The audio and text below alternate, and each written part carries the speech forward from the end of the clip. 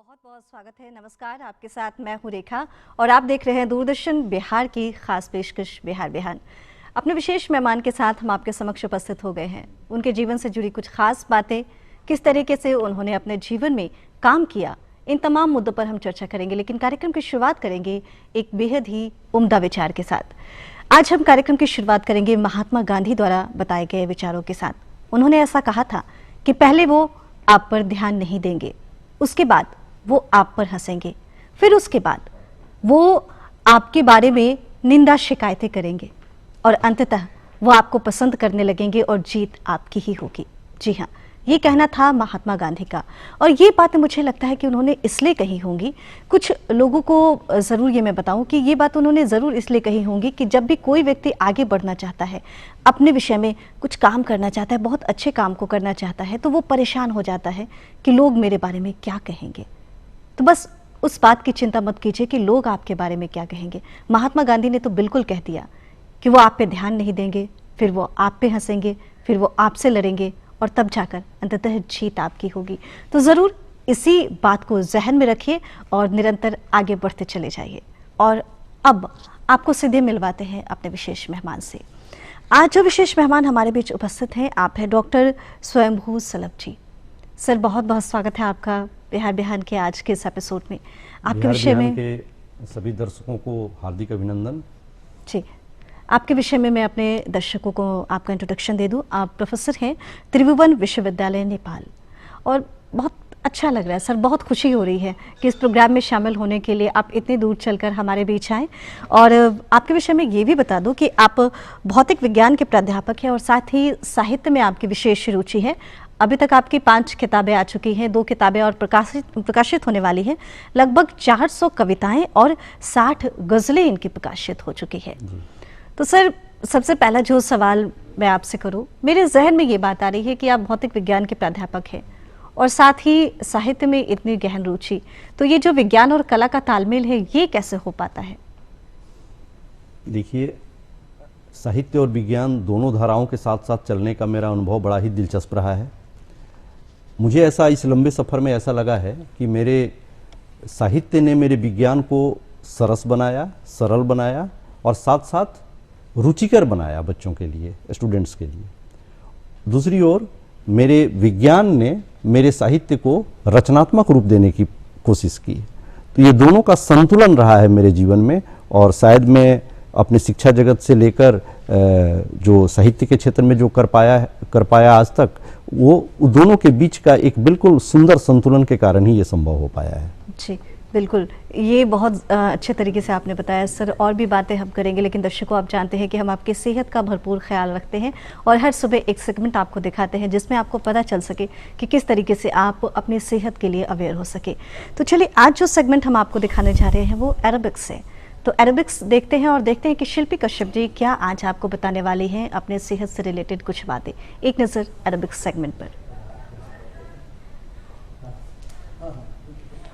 अच्छा दर्शकों, दिखाएंगे आपको ये सेगमेंट जो एरोबिक्स है, इसके विषय में हम और भी बातें करेंगे। आपको दिखाएंगे ये सेगमेंट थोड़ी देर बाद। सलभ जी से बातचीत का सिलसिला हम जारी रखते हैं। सर, आपके विषय में मैं जानना चाहूँगी, जैसा कि आपने बताया कि किस तरीके से ज्ञान और साहित्य का जो तालमेल है वो आपके जीवन में बना। शुरुआत में सर शिक्षा दीक्षा कब, कैसे, कहाँ हुई, इन तमाम विषय पर चर्चा करें। शुरुआती स्कूली शिक्षा तो मेरे अपने गृह क्षेत्र रक्सौल में हुई, जो भारत नेपाल सीमा पर स्थित एक छोटा सा शहर है, सीमाई शहर है, हालांकि अंतर्राष्ट्रीय महत्व का शहर है। तो स्कूली शिक्षा वहाँ तक रक्सौल में हुई। फिर इंटरमीडिएट से लेकर आगे honours, BSc honours, physics honours की पढ़ाई मोतिहारी के एमएस कॉलेज में हुई। फिर एमएससी और पीएचडी बिहार विश्वविद्यालय से। जी। तो पूरी शिक्षा दीक्षा बिहार में ही सीमित रही है और मेरा पीएचडी भी बिहार विश्वविद्यालय से ही संपन्न हुआ है।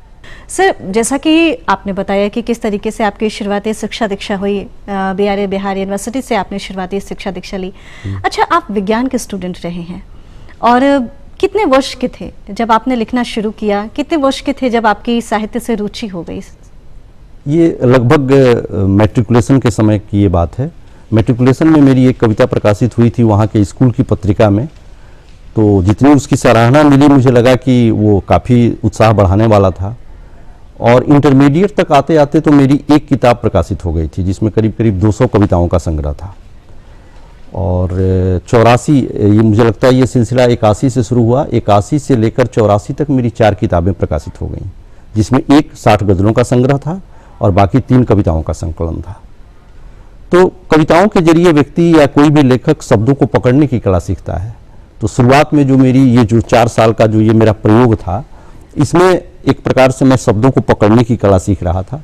फिर जो मेरे मार्गदर्शक इसमें मिले इस सफ़र में, उन लोगों ने बताया कि कैसे शब्दों का संयोजन कैसे किया जाता है, सहज भाषा में, सहज शब्दों में, सरल शब्दों में कैसे अभिव्यक्ति दी जाती है।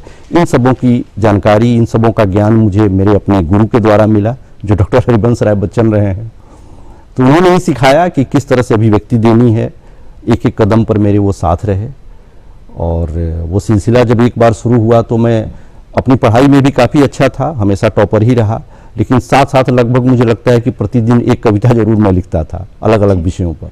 ये बहुत बहुत अच्छी शुरुआत मुझे लगता है इससे मतलब हम कह सकते हैं, क्योंकि हर दिन प्रतिदिन एक अपनी कविता या गज़ल ज़रूर लिखते थे आप। बिल्कुल, अच्छा, बिल्कुल। ये बताएं प्रोफेसर साहब, चूँकि जब कोई भी स्टूडेंट विज्ञान की तरफ आकर्षित होता है या विज्ञान की शिक्षा लेता है तो माइंडसेट होता था कि या तो इनको डॉक्टर बनना है या तो इनको इंजीनियर बनना है।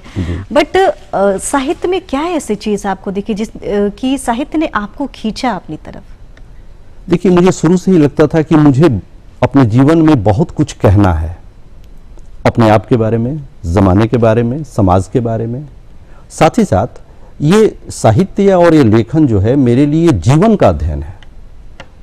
और इस जीवन में न सिर्फ जहाँ दर्द है, विषमता है, कठिनाइयाँ हैं, उसको समझना, बल्कि इस जीवन में जहाँ तक प्रेम, सौंदर्य और संवेदना है, वहाँ तक पहुँचने का जरिया ये साहित्य है। तो मैंने अपने साहित्य के जरिए उन्हीं बिंदुओं को पकड़ने की कोशिश की है कि हमारी भावनाएं कहाँ तक पहुँचती हैं, हम अपनी भावनाओं को महसूस तो कर पाते हैं, उसे बयान कर पाते हैं कि नहीं। तो मेरी तमाम रचनाएं, मेरी तमाम किताबें, जो मेरी भी जितनी भी अभिव्यक्ति है, वो मन के अंदर के भाव की अभिव्यक्ति है। जो आप सोचते हैं शायद वो आप कागज पर न उतार सकें, शायद ईश्वर ने मेरे अंदर वो क्षमता दी कि मैं उस भाव को कागज पर उतार सकूं। यही वजह है कि इतने सारे भारत के इतने शीर्ष साहित्यकारों ने मेरी रचनाओं को उस समय सराहा जब मैं कलम पकड़ना सीख रहा था। जी, अच्छा, अभी थोड़ी देर पहले आपने चर्चा की हरिवंश राय बच्चन जी की। जी जी। आपने कहा कि एक गुरु के रूप में आप उनको देखते हैं। जी जी। तो क्या उनके साथ आपके कुछ संस्मरण है तो जरूर चर्चा करें। तो लंबा संस्मरण है और 38 पत्र उन्होंने अपने जीवन काल में मुझे लिखे 80 के दशक में। वो एक लंबा सिलसिला है, न सिर्फ साहित्यिक बल्कि पारिवारिक स्तर पर भी उनके साथ मेरी घनिष्ठता रही। पारिवारिक रूप में भी अमिताभ बच्चन की बीमारी से लेकर उनके स्वास्थ्य, उनका बच्चन जी का अपना स्वास्थ्य, इन सब बातों की भी चर्चा मेरे साथ होती थी। और 19 साल की उम्र में जब मेरी पहली किताब प्रकाशित हुई थी तो मैंने उसकी पांडुलिपि उनके पास भेजी थी। और उस पांडुलिपि को पढ़ने के बाद उन्होंने जो उसकी समीक्षा लिखी, उसके बारे में लिखा, वो 38 पत्र तो अपने आप में एक ग्रंथ हैं जो अभी आने वाले समय में वो पुस्तक के रूप में प्रकाशित होंगे। उसमें जो बातें उन्होंने बताई वो मुझे लगा कि वो मेरे लिए जीवन का सबसे बड़ा संदेश था कि मुझे इस दिशा में कैसे आगे बढ़ना है। अगर आप कहें तो मैं उनका एक प्रमुख पत्र मैं आपको पढ़ के सुना दूं। जी जरूर, हम और हमारे दर्शक इंतजार कर रहे हैं कि क्या कुछ उस खत में था। जी जी जी, ये पहला पत्र है, 38 पत्रों का ये पहला पत्र था जो 20/9/1983 को पूज्य बच्चन जी ने गुलमोहर पार्क दिल्ली से लिखा था मुझे। वो लिखते हैं कि प्रिय श्री स्वयंभू सलभ जी नमस्कार, अब मैं मुख्य रूप से दिल्ली रहता हूँ। आपकी चिट्ठी और आपकी रचना अंतर्बोध, ये अंतर्बोध मेरी दूसरी किताब थी जो पांडुलिपि के रूप में उनको मिली थी। आपकी चिट्ठी और आपकी रचना अंतर्बोध बंबई होकर मुझे यहाँ मिली, धन्यवाद, सद्भावना के लिए आभारी हूँ। इससे पूर्व आपकी कोई कृति अथवा आपकी कोई चिट्ठी मिलने की स्मृति नहीं, डाक की गड़बड़ी शायद। अब 76वें वर्ष में मेरे पढ़ने लिखने की क्षमता सीमित है, बारीक अक्षरों को पढ़ना और मुश्किल होता है, फिर भी आपकी अंतर्बोध में पूरी पड़ गया। पहली प्रतिक्रिया तो ये हुई कि कभी तो आप बहुत सरल भाषा का प्रयोग करते हैं और कभी क्लिष्ट भाषा का। कविता में अभिव्यक्ति ही पर्याप्त नहीं, उसे दूसरों तक पहुंचाना है, संप्रेष्य बनाना है और उद्बोधन भी, यानी पाठक आपका आपके भाव विचारों में बहे। यह सरल शब्दों में मेरी समझ में अधिक संभव है। अप्रचलित दुरूह संकेतों, रूपकों का प्रयोग संप्रेषण में बाधक होता है। इसमें संदेह नहीं आप में काव्य प्रतिभा है। मेरी शुभकामना है उसका विकास हो, अपने अनुभव और स्वाध्याय से उसे समृद्ध करें।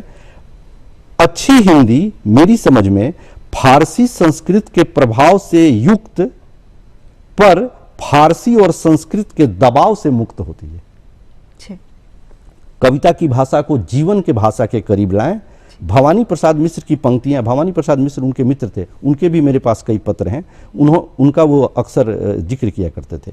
भवानी प्रसाद मिश्र की पंक्तियां हैं, जिस तरह हम बोलते हैं उस तरह तू दिख, बस उसके बाद हमसे बड़ा तू दिख। बस इस बड़ा दिखने में ही बड़ी कविता का रहस्य छिपा है। समाप्त करता हूं, कुछ अप्रिय लगे तो क्षमा करें। शुभकामनाएं, भौदीय बच्चन। ये फुलस्केप पेज में उनके ये पत्र मुझे उपलब्ध होते थे और ये इतनी बड़ी उपलब्धि थी उस उम्र में, 19 साल की उम्र में एक छात्र को उसकी रचना के ऊपर ऐसे संदेश और ऐसा आशीर्वाद मिलना, ये बहुत बड़ी बात थी। अच्छा, एक बात बताएं डॉक्टर साहब, जैसे ठीक है आप बहुत कम उम्र के थे जब आपने लिखना शुरू किया था। आप लगभग मुझे लगता है 22 या 23 वर्ष के थे जब आपकी 3 या 4 किताबें प्रकाशित हो चुकी थी। 22 साल की उम्र तक मेरी 4 किताबें आ चुकी। जी, एक समय ऐसा भी था जब फिल्मी दुनिया में आपने कदम बढ़ाने का सोचा, मुंबई गए आप करियर बनाने के लिए, तो उस दौर की चर्चा जरूर करें ताकि हमारे दर्शक भी जान सके। ऐसा था कि मेरी रचनाएं विभिन्न पत्र पत्रिकाओं में प्रकाशित होती थी, तो उस दौरान फिल्मी दुनिया की 2 पत्रिका, काफ़ी प्रसिद्ध पत्रिका थी, माधुरी और चित्रलेखा, इन पत्रिकाओं में मेरी गज़लें छपा करती थी। उसी दौरान एक B.R. चोपड़ा साहब की एक फिल्म आई थी, आज की आवाज़, और उस आज की आवाज़ के बारे में भी मैंने अपने तरफ से उसकी प्रशंसा और उसकी समीक्षा के रूप में एक पत्र उनको लिखा था।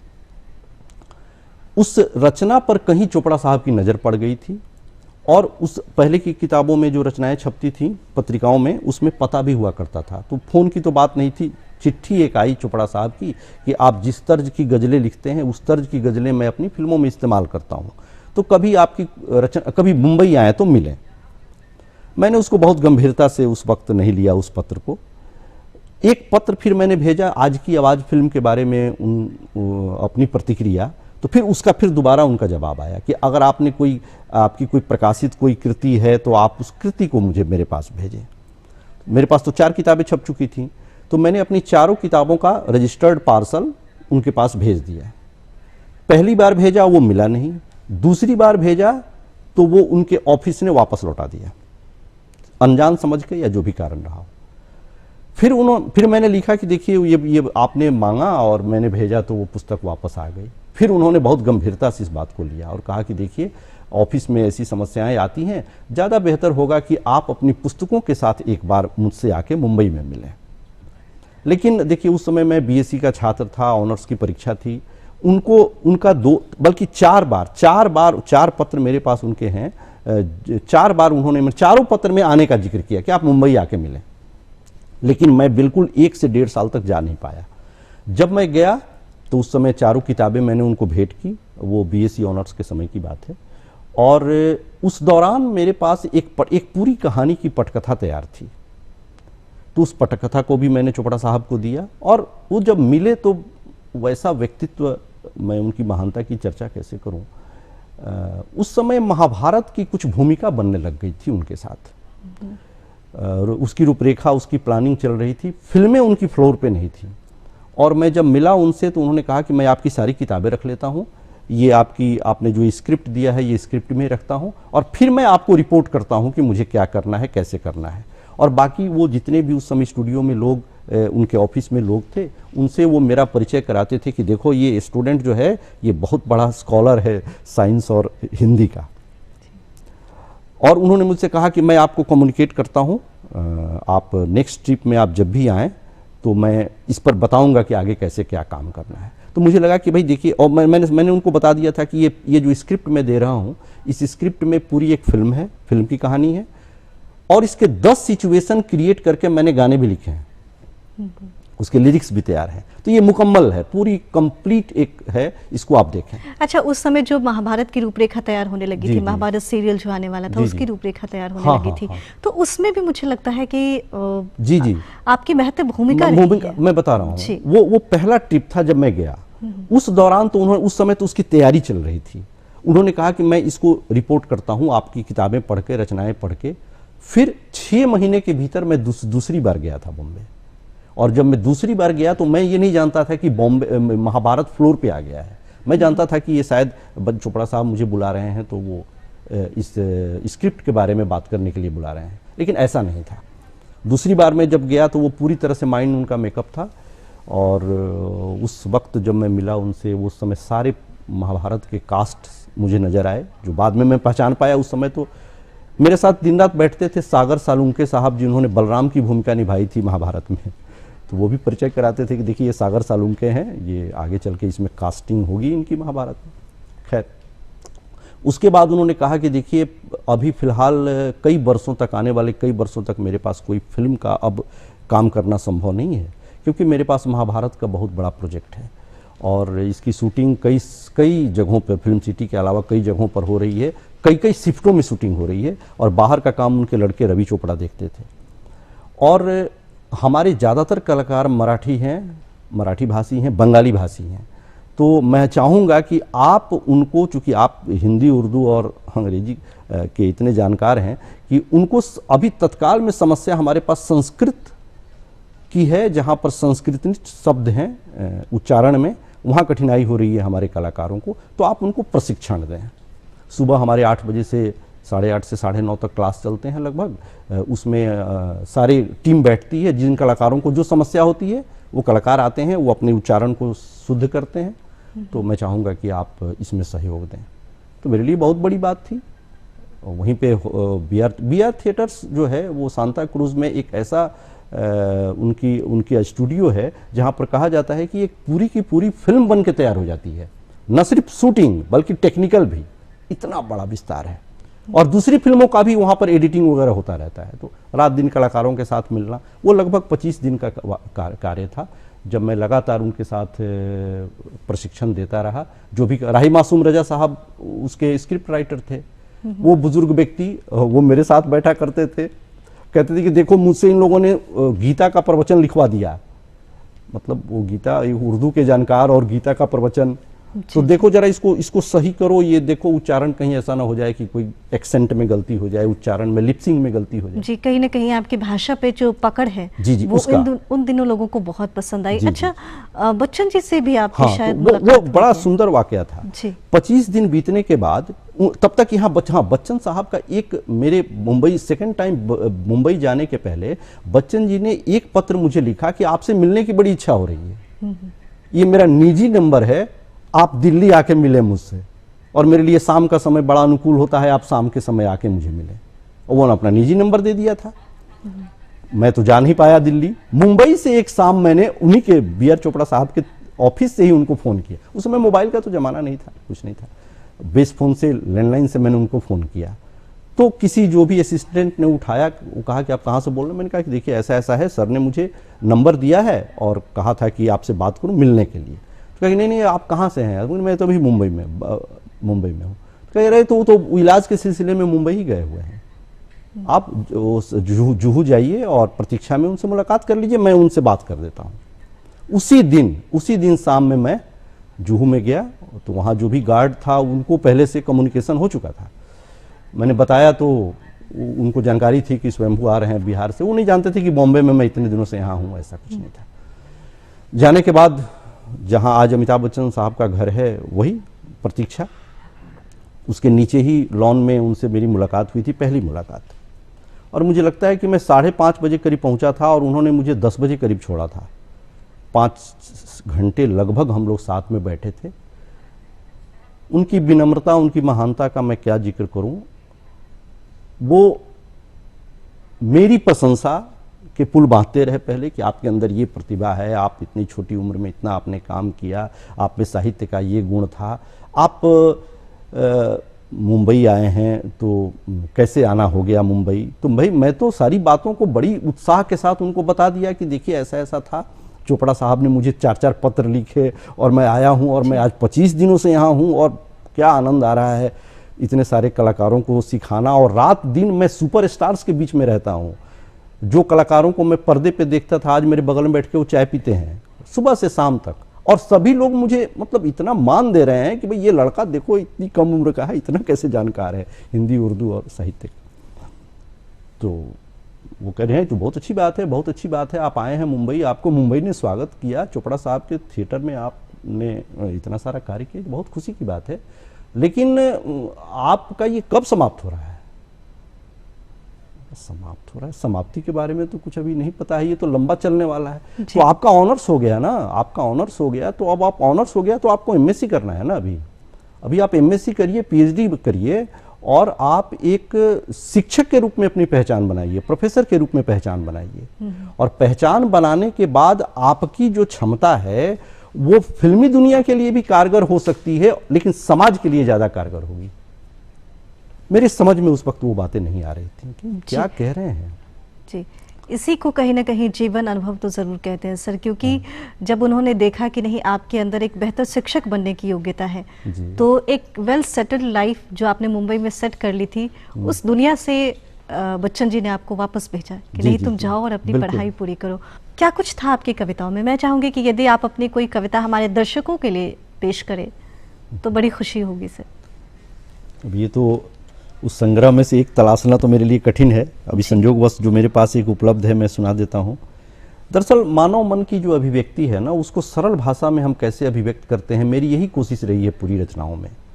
और मेरी जो नई किताब है अगर उसकी भी आप बात करेंगी तो उसमें भी आप पाएंगी कि बहुत सारे ऐसे संबंध, बहुत सारे ऐसे रिश्ते जिनको हम जीवन भर नाम नहीं दे पाते, उसके ऊपर मेरी प्रमुख कहानियाँ हैं, अनाम रिश्तों पर। और भावनाओं की अभिव्यक्ति जो मन के अंदर रहती हैं वो कभी जुबान पे नहीं आ पाती, मुझे लगता है कि उन्हीं को मैंने कागज पर उतारने की कोशिश की है अपने जीवन में। एक कविता मेरे, एक गज़ल है, एक अभी जो मेरे पास उपलब्ध है, मैं दर्शकों के सामने पेश करता हूँ। सुबह होने तक बहुत बेकरारी है, ठहर जाओ 2 घड़ी ये रात हम पे भारी है। क्या बात है? सुबह होने तक बहुत बेकरारी है, ठहर जाओ 2 घड़ी ये रात हम पे भारी है। न जाने सफ़र में हम कल कहाँ होंगे, न जाने सफ़र में हम कल कहाँ होंगे, ये सम्मा जलाए रखना अभी रात सारी है। न पूछो किसके आंसू अपनी आंखों में लिए हमने, न पूछो किसके आंसू अपनी आंखों में लिए हमने, खुशी हमने किस संग दिल पे वारी है। जिसे सुनकर सरे महफिल तुम्हारी आंख भर आई, जिसे सुनकर सरे महफिल तुम्हारी आंख भर आई, वो अफसाना नहीं हकीकत हमारी है। और आखिरी पंक्तियां हैं, वो बाजी जीत कर भी क्यों शर्मिंदा है, वो बाजी जीत कर भी क्यों शर्मिंदा है, हमें तो गम नहीं कि बाजी हमने हारी है। बहुत खूबसूरत। कविताओं और गज़लों में एक बहुत बड़ी बात होती है और वो काफिया मिलाना। जी। कहीं ना कहीं आपकी बातें जो होती हैं वो दिल को छू जाए, आपके जो शब्द होते हैं एक दूसरे से संबंध बनाते हुए तारतम्य उनका बनता रहे, तो कविता की खूबसूरती बहुत बढ़ जाती है। सर बहुत खूब कविता लिखी आपने।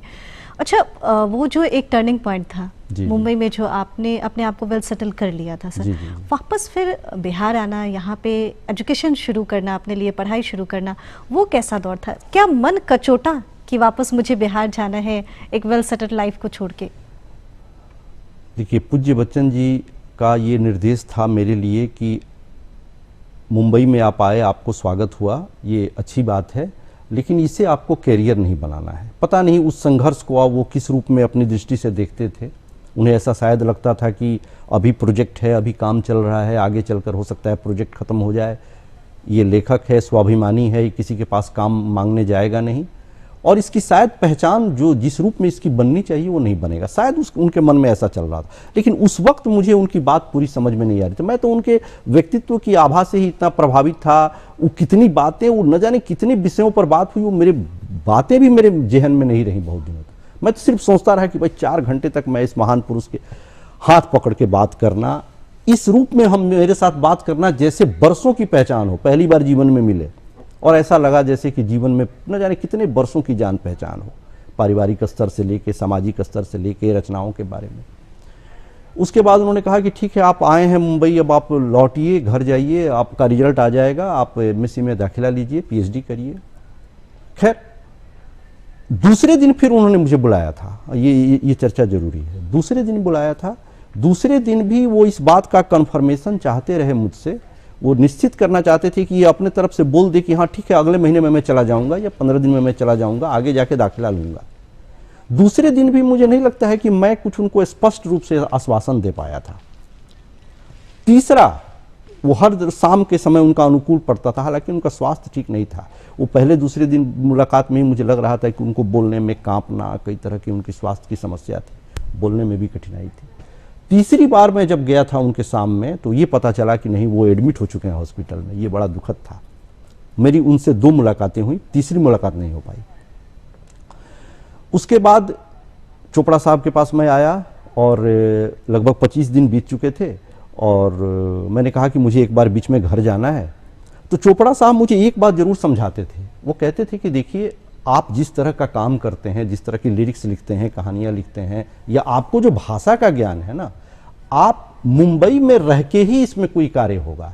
आप अगर ऐसा सोचते हैं कि मैं चिट्ठियों के जरिए, फोन के जरिए बात करूंगा, तो ये संभव नहीं है। ये मुझे समझाते थे।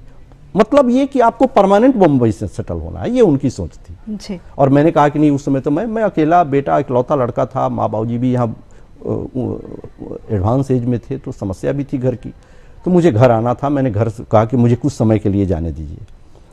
तो मुझे याद आता है 25,000 रुपये का चेक उन्होंने मेरे पॉकेट में डाला था और मैं बिल्कुल ये नहीं कह पाया था कि मैं नहीं आऊँगा फिर दोबारा, लेकिन मैं मन ही मन सोच रहा था कि नहीं नहीं नहीं, अब भाई वो गुरुजी ने मेरा जो कह दिया कि अब तुमको वापस जाना है, तो मेरा वापस लौटना शायद ये अलविदा करने का समय है। अब शायद फिर जीवन में कभी ऐसा अवसर आए, लेकिन अभी तो 5 साल मुझे दिखाई दे रहा है, 2 साल एमएससी और 3 साल पीएचडी।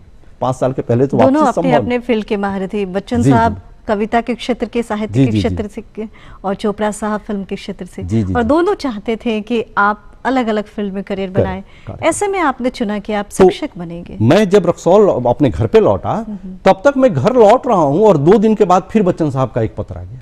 अच्छा। हाँ, ये तसल्ली देने के लिए कि भाई जो मैं कह रहा हूं, पता नहीं उस लड़के ने माना कि नहीं। उनको ये विश्वास नहीं हो रहा था कि इस ग्लैमर, इस चकाचौंध की दुनिया को छोड़कर वापस कोई जाएगा वो एमएससी की पढ़ाई करने बिहार के अंदर। खैर, वो पत्र मैं दिखाऊंगा आपको। तब तक रिजल्ट आ चुका था। मैं जो वापस आया तो यहाँ बीएससी ऑनर्स का रिजल्ट आ चुका था। तो मैंने बता दिया था कि मैं ऑनर्स मुझे मिल गया, एक अच्छा परसेंटेज आया। तो उनका ये पत्र फिर मिला मुझे, सफलता, परीक्षा में सफलता पाने के लिए शुभकामनाएं, आगे की परीक्षाओं के लिए भी सतर्क रहें। अर्जन के लिए, अर्जन के लिए आपको अपनी शिक्षा का ही भरोसा करना चाहिए। शिक्षा का ही भरोसा करना चाहिए। सृजन के बल पर रोटी कमाना आज के नए साहित्यकार के लिए बहुत मुश्किल है। ये पत्र मैं दिखाऊंगा, बच्चन साहब का ये पत्र। उनका खत आपके नाम आया और शायद उनको बड़ी तसल्ली मिली होगी ये जानकर कि आप एक शिक्षक बनने की दिशा में अग्रसर आगे हो बढ़ चुके गए। हैं। उसके बाद फिर आगे उनका सिलसिला चलता रहा। जब मैंने एमएससी कर लिया, एमएससी पास आउट हुआ, इतनी शुभकामनाएं, आशीर्वाद उन्होंने भेजा। अब मैंने एमएससी पूरा कर लिया, अब आप पीएचडी करिए, प्रोफेसर बन गए। जी। तो उसी दिशा में फिर मैं आगे बढ़ता चला गया और जब प्रोफेसर बन गया तो फिर जीवन का थोड़ा सा और परिवर्तन हुआ। मैं जिस क्षेत्र में जहाँ पे रहता हूँ वहाँ की समस्याओं को मैंने देखा, समझा, लगा कि यहाँ पर बहुत कुछ परिवर्तन की आवश्यकता है। और सर, एक सवाल मेरे मन में आ रहा है, चूंकि आप विज्ञान के क्षेत्र से भी हैं और साहित्य से भी आपका गहरा लगाव है। एक चीज मैं ये जानना चाहूंगी अपने दर्शकों के लिए भी कि आखिर विज्ञान की बात की जाए तो विज्ञान ने साहित्य को क्या दिया, और साहित्य की बात की जाए तो साहित्य का क्या योगदान रहा विज्ञान के क्षेत्र में। ये एक बड़ी अजीब लेकिन बड़ी अच्छी बात मुझे लगती है। तो मैंने आपको शुरू में बताया ना कि देखिए, विज्ञान में, जैसे कि मैं भौतिक विज्ञान का प्राध्यापक हूं, तो भौतिक विज्ञान को आप जैसे छात्र भी समझते हैं कि वो क्लिष्ट है, कठिन है, थोड़ा रुचिकर नहीं है। तो ये सबसे पहली जरूरत थी। जब मैं शिक्षक के रूप में आया तो मेरा पहला दायित्व ये था कि कैसे हमें भौतिक विज्ञान को रुचिकर बनाऊं, कैसे इंटरेस्टिंग बनाऊं, बच्चों के अंदर कैसे वो उसके प्रति रुचि पैदा हो जाए। और जब रुचि आपके अंदर पैदा हो जाएगी तो आप वो सब्जेक्ट, वो विषय आपके लिए सहज और सरल लगने लगेगा। और जहां तक साहित्य का तो वही कार्य है कि वो भाषा को सरल बना दे। आपको मैं इतने अच्छे ढंग से उस बात को समझा दूं कि आपके अंदर वो उसके प्रति प्रेम पैदा हो जाए जी। और जब प्रेम पैदा हो जाएगा तो वो सब्जेक्ट आसान लगने लग जाएगा जी। अच्छा, आधुनिकता के दौर में जहाँ हम मॉडर्नाइजेशन की बात करते हैं सर, आज की डेट में मोबाइल फ़ोन्स हो गए हैं, कई ऐसी चीज़ें हैं, तो कहीं ना कहीं संवादहीनता का जो अभाव हो गया है लोगों के बीच में, बैठे हुए हैं बट एक दूसरे से बात नहीं कर रहे हैं, मोबाइल फ़ोन में लगे हुए हैं। तो एक साहित्यकार के तौर पर और एक शिक्षक के तौर पर आप इसे किस नज़रिए से देखते हैं? देखिए, ये सच में आज का जो ये दौर है जिसमें हम बल्कि आज के समय में हम शुभकामनाएं भी देते हैं, तो एक मैसेज कहीं से लेके फॉरवर्ड कर दिया मोबाइल के ज़रिए। वो वक्त जो था जब हम अपनी भावनाओं को खतों के जरिए लिखा करते थे, उसमें प्रेम और संवेदना झलकती थी।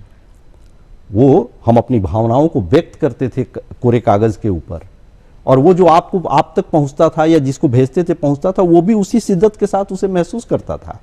तो वो जो दौर था वो प्रेम अपनापन का दौर था। वो आज के इस कंप्यूटर युग में, इस इलेक्ट्रॉनिक युग में उसका ह्रास होता जा रहा है, और ये बहुत ही बड़ा दुखद पक्ष है। फ़ोन कॉल करना मुश्किल हो गया, कठिन हो गया है हमारे लिए। हम क्यों फ़ोन करें, विश करें आपको बर्थडे का, नए साल का, किसी पर्व त्यौहार का, हम एक मैसेज फॉरवर्ड कर देते हैं कहीं से उठा के। तो ये बिल्कुल संवादहीनता जो है ना, इससे सबसे बुरा क्या होगा कि हमारे अंदर अभिव्यक्ति की क्षमता ही समाप्त हो जाएगी। हम उसको सिमटते चले जाएंगे, धीरे धीरे हम सिमटते चले जाएंगे। हम सारा काम मोबाइल के मैसेज फॉरवर्ड करने के अलावा मेरे पास कुछ बचेगा नहीं। तो ये बड़ा दुखद पक्ष है। मैंने तो इस पर बहुत कुछ लिखा है और मुझे बड़ी पीड़ा होती है, और आज भी मुझे खुशी होती है। मैं अपनी तमाम रचनाएं भी मैं कलम और पेन से कागज़ पे लिखना पसंद करता हूँ। मोबाइल पे टाइपिंग मुझे ज़्यादा पसंद नहीं है।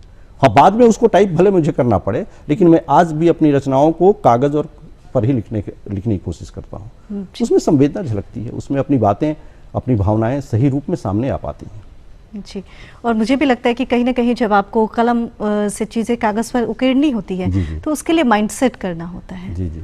आप एक प्रोफेसर हैं, साहित्यकार हैं, बतौर लेखक और बतौर शिक्षक के तौर पर एक कलम की जो शक्ति होती है, अभिव्यक्ति की जो शक्ति होती है, उसके विषय में क्या कुछ कहेंगे आप? कौन सी बात कहाँ कैसे कही जाती है, ये सलीका हो तो हर बात सुनी जाती है। क्या बात है? बस यही बात है। अपनी बात को अगर आप प्रभावशाली ढंग से कायदे से रख पाएं, तो समाज और सरकार, देश, आपकी बात हर जगह सुनी जाती है। मैंने तो अपने जीवन में इसको प्रयोग से उतारा है। अपने क्षेत्र की मैंने न जाने कितनी ही समस्याओं को हर जगह, हर मंच पे रखा। अंतर्राष्ट्रीय मंच पर, राष्ट्रीय मंच पर, सरकार के पास भी वो तमाम मुद्दे मैंने सामने रखे। सारे मुद्दों पर सरकार ने संज्ञान लिया, उस पर कार्रवाई हुई, कदम बढ़ाए गए, और मुझे लगता है कि इससे बड़ा प्रयोग साहित्य का कुछ हो नहीं सकता था। बच्चन जी ने जो कहा था ना कि आपका साहित्य समाज के लिए उपयोगी होगा, वो मुझे अब समझ में आया 20 वर्षों के बाद कि क्यों उन्होंने कहा था। सच में आज मेरी कलम की ताकत की बदौलत ही अपने क्षेत्र की तमाम समस्याओं को मैं सरकार के सामने रखता हूँ, प्रशासन के सामने रखता हूँ। हर कोई मेरी बात को सुनता है, उस पर संज्ञान लेता है, कदम बढ़ाए जाते हैं। बहुत सारे परिवर्तन के काम किए हैं मैंने। सामाजिक परिवर्तन की दिशा में बहुत बड़ा योगदान हुआ मेरी कलम की वजह से। भाषणों का असर नहीं होता, मेरी जिंदगी का अपना अनुभव मैं बताता हूँ। अच्छा, महिला के अवेयरनेस के लिए, महिला सशक्तिकरण के लिए भी आपने कई काम किए हैं। उस क्षेत्र में भी मैं जिस क्षेत्र में रहता हूँ, पिछड़ा ही इलाका है बिहार का, वो एक पिछड़ा इलाका है जहाँ मैं काम करता हूँ। वहाँ पर भी लड़कियों को शिक्षा को लेकर बहुत लोग जागरूक नहीं हैं। इंटर तक पढ़ा दिया, ग्रेजुएशन में जाते जाते ये मन बन जाता है गार्जियंस का कि उनकी शादी विवाह कर दो, एक अपना दायित्व पूरा हो। मैंने लगभग 20 वर्ष पहले से ये एक लक्ष्य बनाया कि हर साल लड़कियों के मामले में कम से कम 10 लड़कियों को, जो मेरी छात्राएं हैं, जिनको मैं देख रहा हूं कि उनके अंदर क्षमता है, उनको अपने घर से निकालना, उनके माता पिता को समझाना और उनको बताना कि भाई देखिए, ये लड़की अगर काबिल बन जाएगी, कल इंजीनियर, डॉक्टर या मैनेजमेंट के ऊंचे पद पर आ जाएगी, तो वो न सिर्फ आपका परिवार का मान बढ़ेगा, बल्कि वो जहां जाएगी उसका भी मान बढ़ेगा। तो 2 परिवार के मान को बढ़ाने का काम एक बेटी का होता है। तो आप इसको सीमित रूप में मत देखिए, और अगर आप मेरे ऊपर विश्वास है तो मेरे जिम्मेवारी में दे दीजिए 4 साल के लिए। और ऐसा इसमें बहुत बड़ी मुझे सफलता मिली है। पहले तो 10-15 लड़कियां निकलती थीं, आज के समय में मुझे लगता है कि हर साल कम से कम 40-50 लड़कियों को मैं अपने क्षेत्र से बड़े बड़े इंस्टीट्यूशन में, और बहुत सारी एकेडमिक काउंसिल का मेंबर हूं मैं बहुत सारी यूनिवर्सिटी में, तो वहां एडमिशन में भी उनको आसानी मिल जाती है। तो इस तरह से लड़कियों को खास तौर पर एक सही जगह पर पहुंचाने की दिशा में ये एक बहुत मजबूत काम किया सर, है। आपने बहुत बहुत काम किए शिक्षा के क्षेत्र में, समाज के क्षेत्र में, महिलाओं के लिए, और यही वजह है कि मुझे याद है कि आपको यंग इंडिया अचीवर अवार्ड जी, में जी। मिला। साथ ही इंटरनेशनल कॉन्फ्रेंस जयपुर में भी आपको पुरस्कृत जी, किया जी, गया। जी, आपकी जी। कविताएं तो हमने सुनी, चलते चलते एक गज़ल सुनने की इच्छा तो ज़रूर है, ताकि हमारे दर्शक भी आनंद ले पाए उसका। यदि सुनाना चाहे तो ज़रूर सुनाए सर। अब मेरी तो नई एक किताब आ रही है, उसमें 60 गज़लें फिर नहीं मिलेंगी। खैर चलिए, अभी मेरे पास जो एक उपलब्ध है मैं सुनाता हूँ इसको। किसकी तलाश में ये दिल परेशान है, इस अजनबी शहर में हर आदमी अनजान है। हर गज़ल का एक अपना सब्जेक्ट होता है, उसी के अनुरूप है ये। किसकी तलाश में ये दिल परेशान है, इस अजनबी शहर में हर आदमी अनजान है। दिल के टूटने की वजह मत पूछ है दोस्त, दिल के टूटने की वजह मत पूछ है दोस्त, पत्थर के शहर में अपना शीशे का मकान है। बहुत खूब। जो छोड़ गया मुझे मेरा मुस्तकबिल बताकर, मुस्तकबिल भविष्य, भविष्य। जो छोड़ गया मुझे मेरा मुस्तकबिल बताकर, वो शख्स इस शहर में आज भी गुमनाम है। तनकर खड़ा था दिन भर सामने जो साया, तनकर खड़ा था दिन भर सामने जो साया, जो धूप ढल गई तो किस कदर हैरान है। बहुत खूब। कल तक तो गली में बहुत शोर था यारो, कल तक तो गली में बहुत शोर था यारो, आज न जाने क्यों हर शख्स बेजुबान है। अभी अभी किसका मातम मनाया लोगों ने, अभी अभी किसका मातम मनाया लोगों ने, जो उदास है गलियां और कस्बा सुनसान है। इस गजल की आखिरी शेर है, जिसकी चोट से घाव और गहरे हो चले, जिसकी चोट से घाव और गहरे हो चले, उसी पत्थर को सबों ने समझा भगवान है। वो एक विषय पर है ये। क्या बात है, कुछ इस बहुत तरह खूबसूरत, बहुत खूबसूरत। और आपने सच भी कहा कि अभिव्यक्ति में वो शक्ति होती है। मन की बातों को आप कलम के जरिए जब कागज़ पर उकेरते हैं और जब आप खुद ही पढ़ते हैं तो कभी कभी बड़ा आश्चर्य होता होगा कि मैंने इसे लिखा है। जी जी जी कैसा लगा सर प्रोग्राम में शामिल होकर? जी कुछ जी, कहना बहुत चाहेंगे बहुत दर्शकों सुंदर, से? बहुत सुंदर। इस आपके इस मंच के जरिए बहुत सारी बातों को समाज के सामने, देश के सामने लाने का ये मौका मिला। मैं बहुत आभारी हूँ आप सबों का और दर्शकों का भी कि आप सबों के साथ रूबरू होने का मुझे मौका मिला। बहुत बहुत धन्यवाद। बहुत बहुत शुक्रिया सर यहाँ आने के लिए। धन्यवाद। तो दर्शकों, अभी आप देख रहे थे हमारे बीच उपस्थित हैं डॉक्टर स्वयंभू सलभ जी। कैसा लगा ये प्रोग्राम आपको? इस प्रोग्राम के विषय में यदि आप अपनी राय, अपनी प्रतिक्रिया हम तक भेजना चाहें तो ज़रूर लिख भेजिए, ख़तों और ईमेल्स के माध्यम से। नोट कर लीजिए, हमारा पता है निदेशक डीडी बिहार, दूरदर्शन केंद्र पटना, फ्रिज रोड पटना 800001। हमारा ईमेल एड्रेस है directorddkpatna@gmail.com। तो आज के लिए बस इतना ही। बिहार बिहान की पूरी टीम को दीजिए इजाज़त। आपको छोड़े जाते हैं वैष्णव जंतु के साथ।